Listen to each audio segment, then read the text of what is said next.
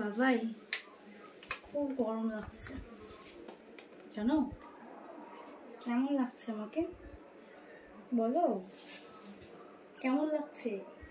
ভালো। কতটা ভালো? কতটা ভালো লাগছে বলো? অনেকটা।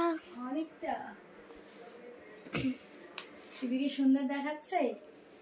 আসলে আমি রিলস করবো বলে রেডি হচ্ছে তো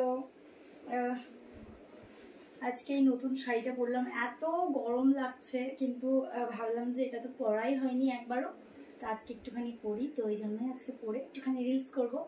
তো কেমন লাগছে সবাই জানাবে একটু, আমার তো বেশ ভালো লাগছে।